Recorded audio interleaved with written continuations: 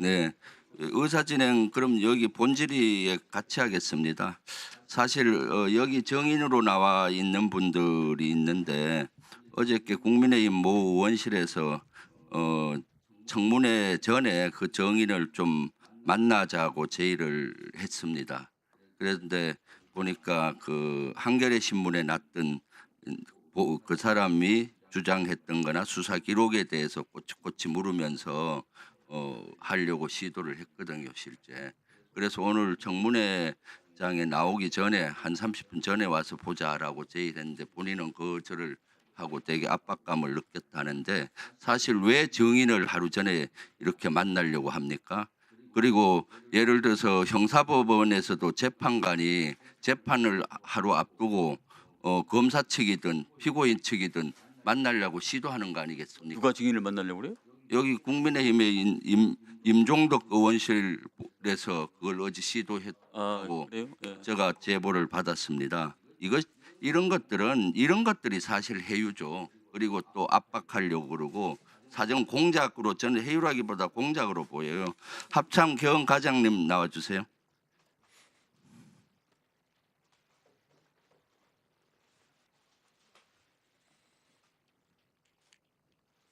네, 합참 전 경험과장입니다. 네. 어저께 이러한 것들 연락을 받으셨죠? 방금 말씀하신 거 말이요. 네네. 네, 연락 받았습니다. 그래서 어떻게 답변했습니까?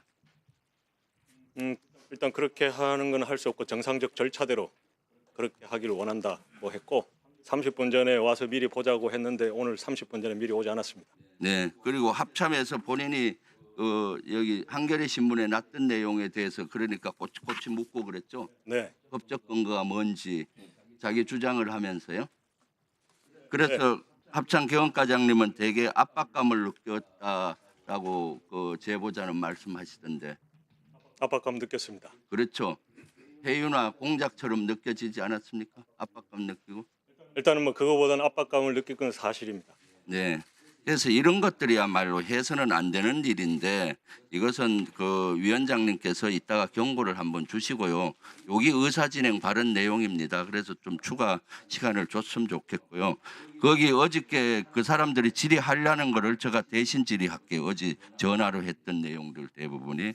합참의 그 계엄과장님은 평소에 전시에 대비한 계엄 훈련을 하는 보직이죠. 그렇습니다. 네. 그래서 사실 합참에서 계엄에 관련된 최고의 권위자잖아요. 권위자가 되려고 노력하고 네. 있습니다. 계엄을 이번에 할 때 비상계엄 때도 합참 내에 자체 계엄 사령관 밑에 합참 인원으로 계엄 사무소를 운영을 준비 중이었잖아요. 그죠? 그렇습니다. 구성을 준비 지원 중이었습니다. 그 사항은 의장한테 보고는 했습니까? 계엄 준비하면서 의장은 당연히 알겠죠. 합참 인원으로 주로. 그 부분은 제가 정확하게 모르겠습니다. 네. 한 20명 정도로 구성돼 있죠. 20여 명이었습니다. 네, 합참 인원으로 주로 했어요. 합참 인원들과 국방부 조사본부 네. 인원이 있었습니다. 그다음 포고령 계엄 선포하면 대통령이 서명에 들어가서 공고문 같은 거를 실제로 다 서명을 하고 해야 되잖아요. 그렇습니다. 그 슬라이드 한번 비춰 주시죠.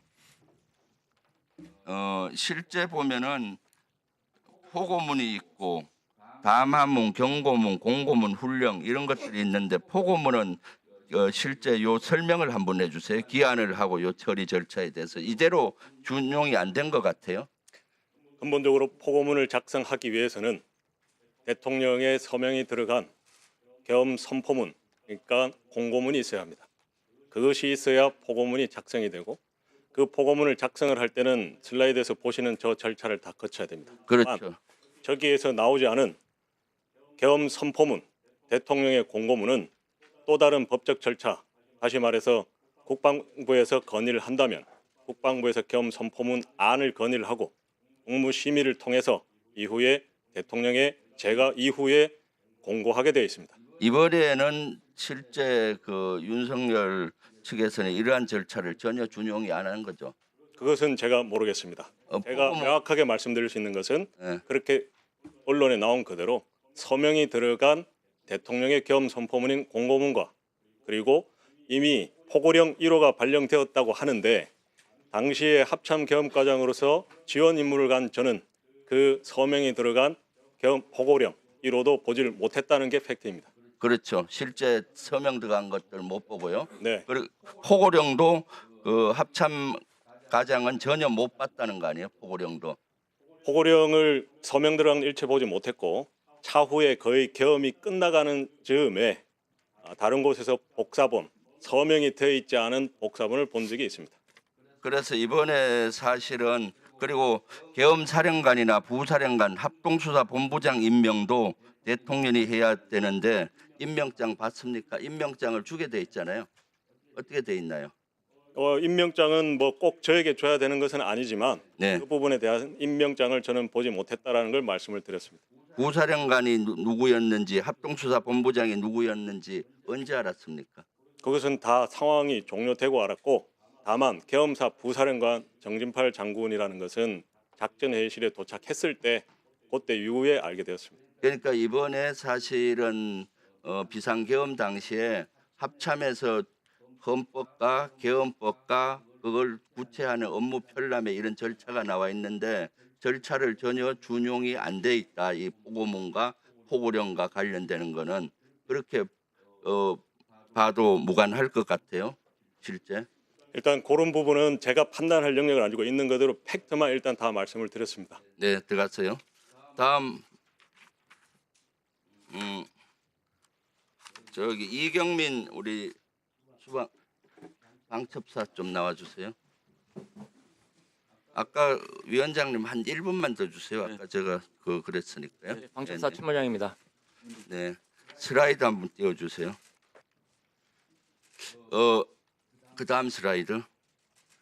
저 문서는 언론 보도에 의하면은 방첩사령관이 12월 4일 날 비상계엄이 해제된 다음에 실패돼서 흔적을 지우기 위해서 지금 이경민 그 당시 참모장한테 지시를 해서 작성한 문서로 나와 있는데 저 문서 작성했습니까? 예, 제가 지시 받고 자필로 작성해서 사령관한테 보고한 바 있습니다. 어떻게 사령관? 그 12월 4일 아침에 제 기억에 의하면은 사령관이 저를 불러가지고 내가 계엄을 미리 알았더라면 휴가를 갔겠느냐 그 얘기를 먼저 하면서 그리고 뭐 또 장군처장이 뭐 해외 출장을 보냈겠느냐 이런 이야기를 하면서 저한테 좀 한번 적어봐라. 그래서 계엄을 사전에 몰랐던 이유에 관한 사령관 이야기를 쭉 이야기를 해가지고 그 내용을 적어서 제가 사령관한테 보고한 바 있습니다. 몇 시에 지시를 받았죠? 시간은 정확하게 기억이 안 나고 대략 오전 뭐 아침 정도인 것 같습니다. 12월 4일 아침에만 실패를 하고 거의 예, 됐고 그 이유입니다. 예. 그다음 저걸 작성을 해서 보고 시점은 언젠가요? 오후 정도 되는 것 같습니다. 오후에 했고 그럼 저것을 출력을 여러 분 해서 나중에 다른 사무실에서 출력본이 압수수색 과정에 나왔잖아요. 그 전 과정을 예. 제가 시간이 없으니까 예. 좀 설명을 조금 구체적으로 해주세요. 예, 그래서 제가 그 지시를 받고 제가 그 수첩에 그냥 대강 메모한 것을 가지고 제 사무실에 와서 그 A4 용지에 다시 자필로 적었습니다. 자필로 적어서 오후에 사령관한테 보고를 하니까 사령관이 조금 뭐 수정을 하더니 이것을 타이핑을 해와라. 그래서 그 문서를 가지고 나와가지고 그거는 참모장 업무가 아니라고 생각했기 때문에 제가 비서실 중령한테 그 내용을 전달하면서 이거 타이핑해서 비서실에서 사령관님께 보고 드려라. 그렇게 하고 내려왔습니다. 제가 판단하기에는 흔적 지우기는 아닌 것 같습니다. 그 당일날 행적에 대해서 그냥 쭉 정리하는 차원이라고 생각을 했습니다. 예, 그렇습니다. 그러니까 예, 당시에 저도 그 사령관도 계엄을 예상 못했다고 생각하기 때문에 그런 하루의 행적을 적으라는 거구나 그렇게 생각을 했었습니다. 예. 네,